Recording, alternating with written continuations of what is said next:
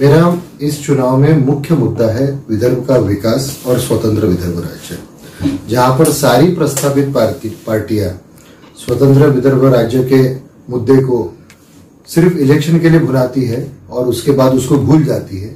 मैं उन लोगों को याद दिलाना चाहता हूं कि विदर्भ के लोगों को विदर्भ चाहिए, विदर्भ का विकास चाहिए और उस एजेंडे को लेके मैं ये इलेक्शन लड़ रहा हूं। इस एरिया में अगर चुनाव हो रहा है तो विदर्भ के मुद्दे से बड़ा और विदर्भ के मुद्दे से इंपॉर्टेंट दूसरा मुद्दा हो ही नहीं सकता।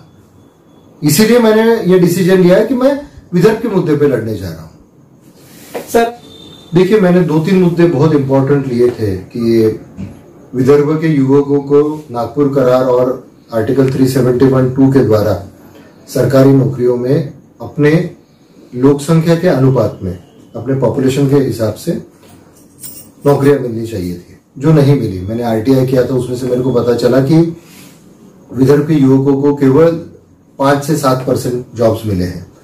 तो मैंने ये लगाई है, ये चीज मैंने ऊपर लेके गया था। और अभी मेरी हाल ही में जो मैंने होम मिनिस्टर साहब से डिमांड की कि महाराष्ट्र में जो अभी 12,500 कांस्टेबल की भर्तियां होने वाली है, उसमें मैंने उनको कहा है, और ये मेरी कोई आवाजावी डिमांड नहीं है, ये जो मेरे दिल से आई हुई डिमांड नहीं है, जो लीगल है।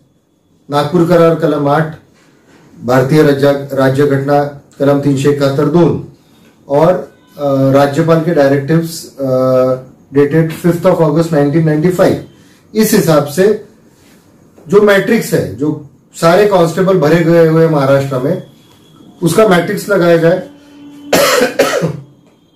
उसमें से विदर्भ के युवकों को कितनी नौकरियां मिली है ये पता लगाया जाए। जो बैकलॉग है वो बैकलॉग में से पहले महाराष्ट्र विदर्भ के युवकों को नौकरियां दी जाए, फिर रेस्ट ऑफ महाराष्ट्र और मराठवाड़ा के लड़कों को दी जाए।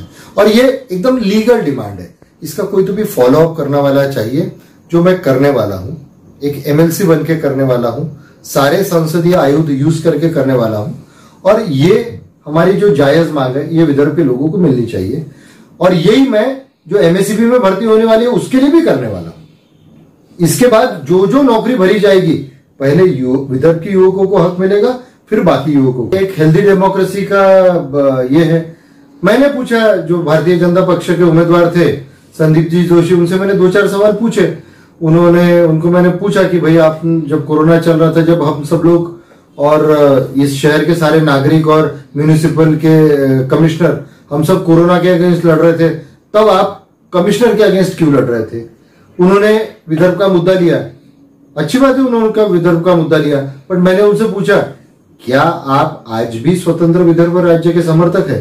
क्योंकि नागपुर के साथ साथ अमरावती, औरंगाबाद और पूना की भी इलेक्शन है, तो वहां भी ये मैसेज जाना चाहिए कि आपकी विदर्भ के बारे में एग्जैक्ट भूमिका क्या है। ये लड़ाई ट्रायंगुलर है।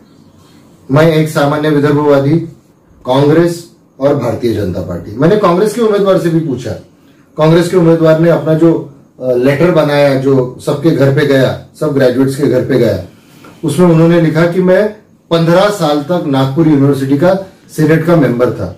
तो मैंने उनसे एक सवाल पूछा, एक सामान्य विदर्भवादी के नाते, कि ठीक है, आप 15 साल सीनेट में थे, तो नागपुर यूनिवर्सिटी का जो रैंकिंग है वो पहले 150 में क्यों नहीं है? कम से कम 150 में तो रहना चाहिए था। नागपुर यूनिवर्सिटी का रैंकिंग 300 के आसपास पहुंच गया, तब आप क्या कर रहे थे? ये मैंने उनसे सवाल। मुझे 5 विदर्भवादी पार्टियों का समर्थन मिला हुआ है, फिर भी मैं बताता हूं कि मैं एक अपक्ष करके लड़ रहा हूं।